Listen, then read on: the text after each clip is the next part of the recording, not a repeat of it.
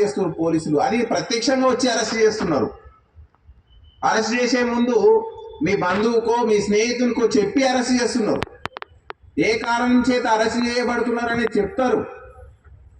మీకు ఆన్లైన్లో అరెస్టులు, డిజిటల్ అరెస్ట్ అంటే ఆన్లైన్లోనే మీరు అరెస్ట్ అయినారు, అక్కడనే కూర్చోవాలా, మీరు ఇన్ని డబ్బులు ఇస్తే మీకు ఆ కేసు మాఫీ అవుతుంది, పోలీసు పేరు చెప్పి కేసుల పేరు చెప్పి మీకు అరెస్టులు అవుతాయని అంటే లేదండి, అది నమ్మకండి. మీరొక్కరే నమ్మడం కాదు, మీ యొక్క నమ్మకపోవడం కాదు, మీ చుట్టుపక్కల ఉన్న వాళ్ళందరికీ దీని యొక్క అవేర్నెస్ తీసుకురండి. మీ కాలనీలో, మీ కమ్యూనిటీలో, మీ అపార్ట్మెంట్లో మీరు ఖచ్చితంగా దీన్ని తెలియజేయాలి. ఎందుకంటే ఇదంతా సైబర్ నేరస్తులు ఇక్కడ ఈ దేశంలో ఉండే కాదు, వేరే దేశంలో ఉండి కూడా ఆపరేట్ చేస్తున్నారు. కొంతమంది అంటే తెలుసో తెలియక ఇక్కడ లోకల్ సెల్ ఫోన్ నెంబర్ నుంచి వస్తుంది. సో ఇక్కడోలే కదా, ఏదైనా మమ్మల్ని మోసం చేస్తే కేసు పెట్టొచ్చు అనుకుంటున్నారు. అది చాలా ప్రయాస. ఇక్కడ బ్యాంక్ నెంబర్లే ఉంటున్నాయి. అవన్నీ తర్వాత విదేశాలకు క్రిప్టో కరెన్సీ రూపంలో తరలిపోతున్నాయి. కాబట్టి ఈ యొక్క సైబర్ నేరాల బారిన పడొద్దనంటే ప్రతి ఒక్కరూ జాగరూకతతోటి ఉండాలి. రాష్ట్ర ప్రభుత్వం యొక్క రెండవ ప్రయారిటీ డ్రగ్స్. చూడండి, ఈరోజు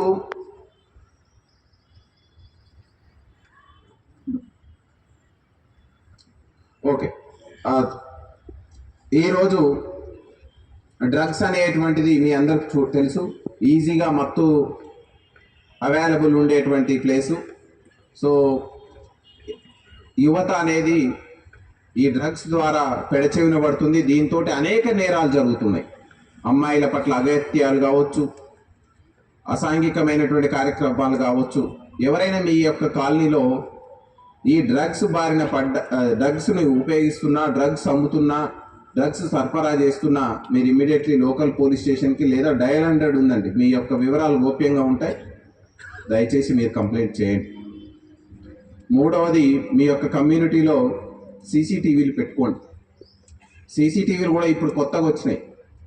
కొన్ని night time especially 10 to morning 5 వరకు ఎవరైనా అపరిచితులు వస్తే అలారం ఇచ్చే విధంగా మీరు ఒక అపార్ట్మెంట్లోనో, మీ ఇంట్లోనో 5 ఫ్లోర్లోనో ఎక్కడో ఉంటారు, లేదా మీరు అవుట్ సైడ్ వెళ్తారు. ఎవరైనా మూమెంట్ చేస్తే అంటే మనం ఇంట్లో ఉండే 5 మంది 10 మంది యాక్సెస్ ఇస్తారు. మిగతా వాళ్ళు కొత్త వాళ్ళు వస్తే మనకు సెల్ ఫోన్కి మెసేజ్ వచ్చే విధంగా కూడా వస్తున్నాయి. సో అట్లాంటి వాటిని ఏర్పాట్లు చేసుకోండి. ఎందుకంటే మన యొక్క ప్రాపర్టీకి ఫస్ట్ బాధ్యులం, ఫస్ట్ రెస్పాన్సిబుల్ సిటిజన్ మనం కాబట్టి దయచేసి అది చూసుకోండి. ఈరోజు ఇక్కడ 1190 సెల్ ఫోన్లని రికవరీ చేసినటువంటి సిసిఎస్ పోలీస్ స్టేషన్స్ వాళ్ళ యొక్క సిబ్బందికి, అదేవిధంగా మన పోలీస్ స్టేషన్ల నుంచి కూడా Medchal zone, Gangadhar and DI గారు, and Balanagar zone, Madhapur zone, Rajendranagar zone and Shamshabad zone, ఈ జోన్ల నుంచి కూడా వాళ్ళ కాంట్రిబ్యూషన్ కూడా ఉంది. అందరూ ఇది ఒక యూనిట్గా సైబరాబాద్ కమిషనరేట్లో తీసుకున్నటువంటి యాక్షన్ ప్లాన్. ఇది కంటిన్యూస్ అవుతుంది.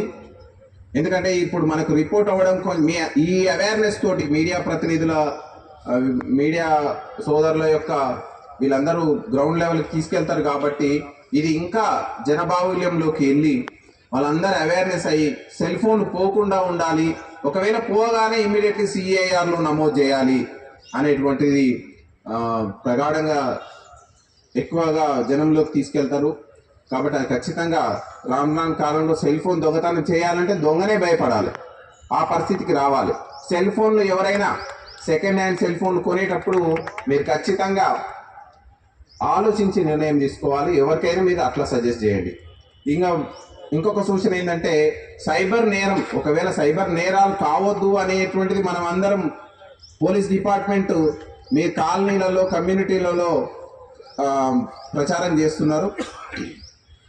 సో ఈ సైబర్ నేరాలు ఒకవేళ బారిన పడ్డట్టయితే ఇమ్మీడియట్లీ ఎన్సిఆర్పి పోర్టల్ ఉంది, మనకు డయల్ 1930 ఉంది, దానికి కాల్ చేస్తే ఇమ్మీడియట్లీ ఏమైందంటే మనకు ఎవడైతే నేరం చేసిండో నేరస్తుని యొక్క అకౌంట్, ఆ డబ్బు ఏ విధంగా ఫ్లో అయిందో ఆ అకౌంట్లన్నీ ఫ్రీజ్ అయిపోతాయి. కనీసం మనం పోయిన డబ్బులని వెనకకు తెచ్చుకోవడానికి అవకాశం ఉంటుంది. సో మీ అందరికీ కూడా పోలీస్ డిపార్ట్మెంట్ తరఫున ధన్యవాదాలు. మళ్ళీ పోగొట్టుకోకండి, జాగ్రత్తగా ఉండండి. అదేవిధంగా మీడియా మిత్రులందరికీ కూడా, ఎందుకంటే ఈ న్యూస్ని ఇంకా కొంచెం ఎక్కువ తీసుకొని పోతే మా యొక్క ప్రయత్నం ఏంటంటే ఎక్కువ మందికి రీచ్ అయితే ఇలాంటి అఫెన్స్లు కాకుండా ఉంటాయి అనేటువంటిది భావన. చాలా థ్యాంక్ యూ, ధన్యవాదాలు. గోపాల్, శివుడు, జక్కాని శివుడు, ప్రశాంతి, వెంకటరెడ్డి, సీరియల్ నెంబర్ 39. అవును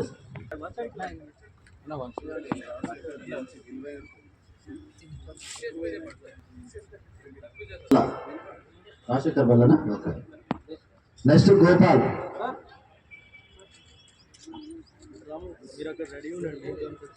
గోపాల్ మాదాపూర్ సిసిఎస్.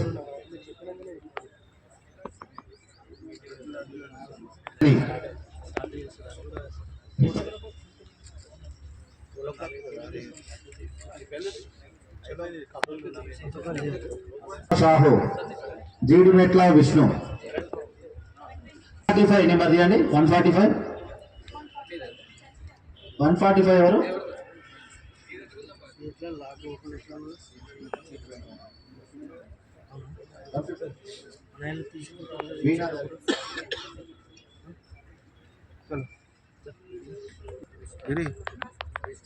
భాస్కర్. 3 ప్రకారం నోటీస్ ఇస్తున్నారు, పోలీస్ స్టేషన్లోనే ఇస్తున్నారు. అట్లాంటిది మీరు ఏదో సిబిఐ కేసులో ఉన్నారు, మీరు ఈడీ కేసులో ఉన్నారు, లేదా మీరు డ్రగ్స్ కేసులో ఉన్నారు, లేదా మీ ఆధార్ కార్డు మీద చాలా అన్నోన్ నెంబర్సు లేదా అసాంఘిక వ్యక్తులకు చేతిలో మీ యొక్క ఆధార్ కార్డు ఉంది, మీ ఫోన్